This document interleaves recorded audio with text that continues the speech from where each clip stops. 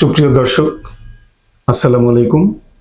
আজকে আপনাদের সাথে যে বিষয়টি নিয়ে কথা বলবো সেটা হচ্ছে কোলোরেক্টাল সার্জারির পরে পেটে ব্যাগ লাগানোর বিষয় নিয়ে। আমি আপনাদের সাথে রয়েছি doctor Golam Mostafa, assistant professor of colorectal surgery, Dhaka medical college. দেখুন, আমাকে অনেকেই ইনবক্স করেছেন এবং অনেকেই ফোনে জিজ্ঞেস করেন যে ব্যাগ না লাগিয়ে কোলন ক্যান্সার অথবা রেকটাল ক্যান্সার অপারেশন করা সম্ভব কিনা।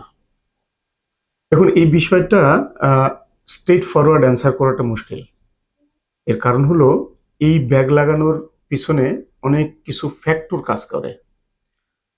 যেমন ধরুন, আমরা যদি বলি ইন্টারন্যাশনালি অ্যাকসেপ্টেড হচ্ছে যদি আমরা লো রেকটাল অ্যানাস্টোমোসিস করি।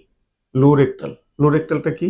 সেটা হচ্ছে আমাদের যে পেটের খাদ্যনালী থাকে, অর্থাৎ বৃহদন্ত্র থাকে এবং সেটা মলাশয় থাকে। এই বৃহদন্ত্র এবং মলাশয়ের যে সংযোগস্থল, এখানে একটা পর্দা থাকে, এটাকে আমরা বলি পেরিটোনিয়াল ফোল্ড। এই পেরিটোনিয়াল ফোল্ডের নিচে যদি আমাদের এই কোলন এবং রেকটামকে জোড়া দিতে হয় কোনো কারণে, অর্থাৎ ক্যান্সার সার্জারির পরে জোড়াটা অনেক নিচে হয়, সেক্ষেত্রে কিন্তু এই জোড়াটা হয় খুবই নরম, অর্থাৎ খুবই দুর্বল হয় এবং সাধারণত এই জোড়াগুলো ছুটে যাওয়ার সম্ভাবনা থাকে। তাহলে দেখুন, কোলন এবং রেকটাম যদি আমরা জোড়া দেই এবং সেই ক্ষেত্রে যদি সেটা ছুটে গিয়ে পেটের মধ্যে মল ছড়িয়ে পড়ে, তাহলে কি হবে? তাহলে যে কনসিকোয়েন্সটা হবে সেটা কিন্তু ডিভাস্টেটিং এবং হচ্ছে আমি বলবো যে লাইফ নিয়ে টানাটানি শুরু হয়। তার মানে হলো পেটের মধ্যে পায়খানা ছড়াবে বা মল ছড়াবে, ছড়ানোর পরে যেটা হবে যে মলের মধ্যে যে ভীষণ পরিমাণে ব্যাকটেরিয়া থাকে সেগুলো সারা শরীরে যাবে। এটাকে বলা হয় সেপ্টিসেমিয়া এবং এটা থেকে সেপটিক শক হয়ে যাবে এবং আলটিমেটলি রোগীরা কিন্তু আইসিইউতে নিতে হয় এবং অনেক ক্ষেত্রে রোগীরা মারা যায়। তাহলে এরকম একটা কনসিকুয়েন্স যাতে না হয় সেই জন্য স্বল্প দিনের জন্য একটা ব্যাগ লাগিয়ে দিতে হয়। মানুষ কেন ভয় পায় ব্যাগকে? কারণ হচ্ছে মনে করে যে ব্যাগটা পার্মানেন্ট হয়ে যাবে। এসব ক্ষেত্রে কিন্তু ব্যাগ পার্মানেন্ট আসলে হয় না, দুই একটা এক্সেপশন ছাড়া।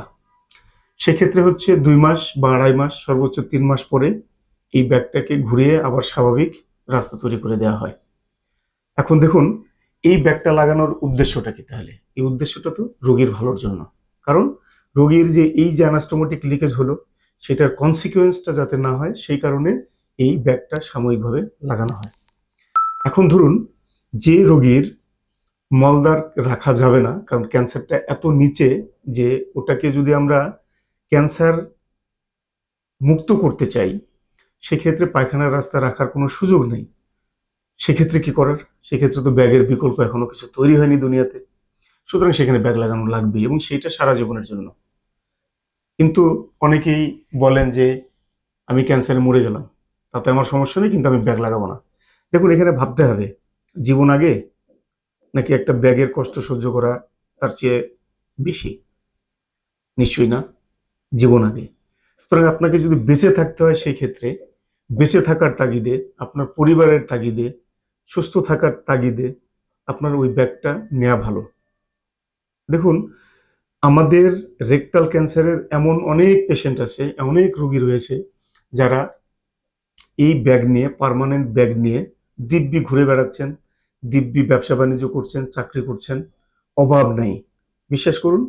এবং এটা যেটা হয় সত্যিকারের, আমি সত্যিকারভাবেই আমি বলছি যে সেটা হচ্ছে শরীরের সাথে একটা সময় জিনিসগুলো মানিয়ে যায় এবং তখন কিন্তু মনেও থাকে না যে তার ব্যাগ লাগানো আছে।